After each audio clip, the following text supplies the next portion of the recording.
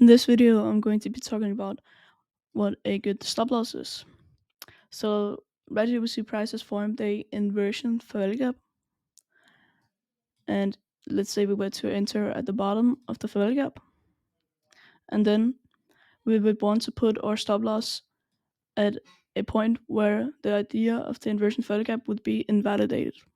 So, if we form a high at the inversion failure gap, we could most likely put our stop loss at the high of the inversion failure gap, because then the inversion failure gap would most likely be closed above and get invalidated.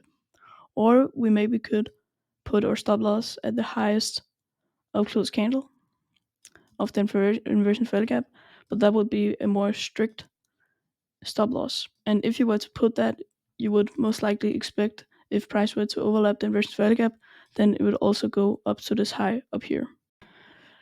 Also, if you have a more strict stop loss, you would get a better risk reward ratio. So let's say if you were to put your stop loss at the highest up close candle in the inversion value gap, you would get a 5 risk reward ratio.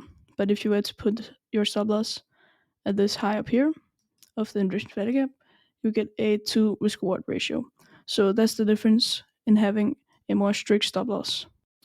Right here we see prices formed a inversion value gap. And if you were to take a trade entry, you could enter right when we close above the inversion failure gap.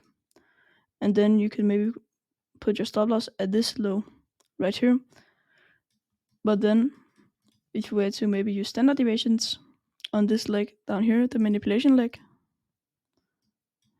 and target the -2 to -2.5 range, it would only make a 1.37 risk reward ratio.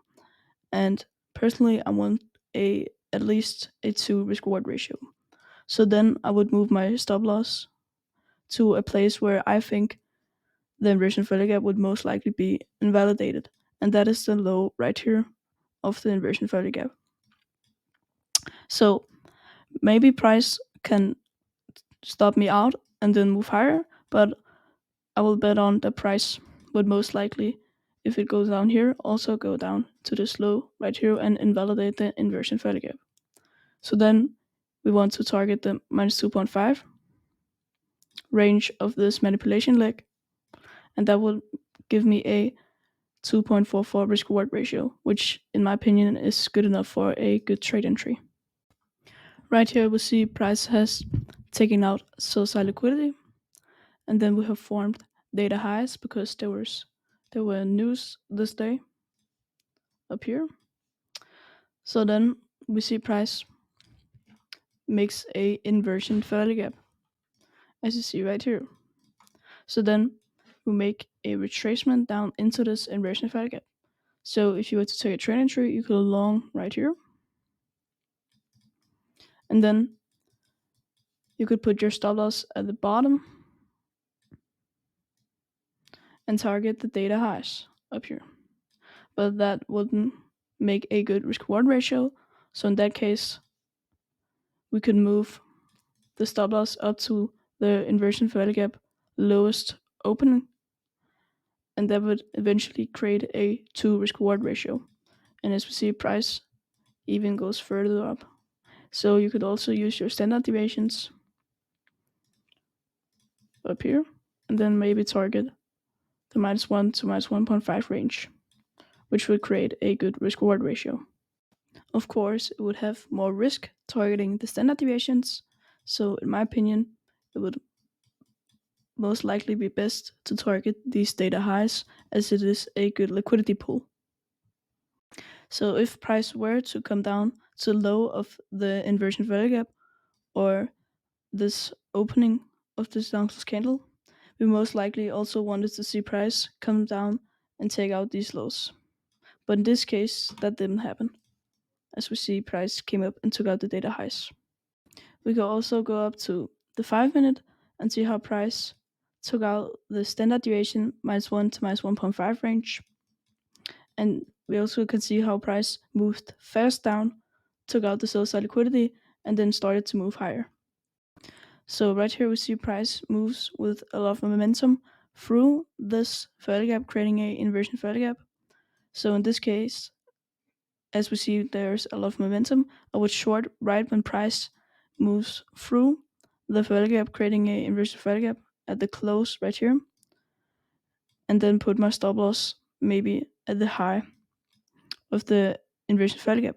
And the reason I wouldn't put my stop loss up here, as you see, that would create a terrible risk reward ratio if you maybe were to target some of these lows down here.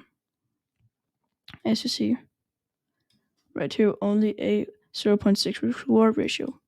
So if you were to put your stop loss right here at the high, and it's also more reasonable to put your stop loss at this high, because when we see a lot of momentum, we don't want to see any form of retracement up to this inversion value gap. So then we would put our stop loss at the high of the inversion value gap, but then it wouldn't create a 2 risk reward ratio. So then you can maybe target these lows all the way down here, or use standard deviations on this manipulation leg.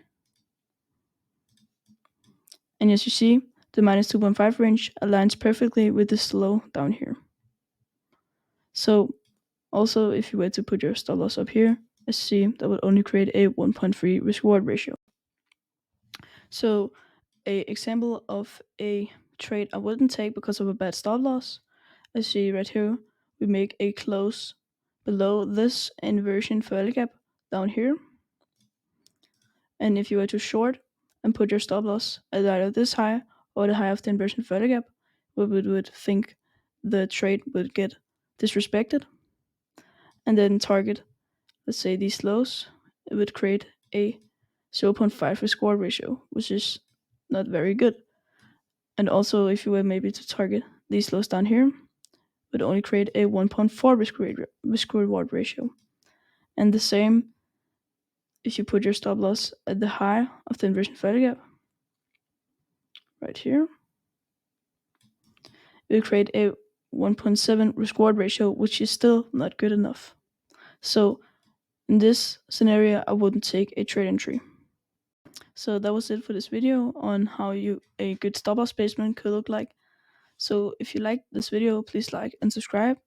And if you have any questions, or if there's any ICT concepts that you want to learn more about, just comment down below.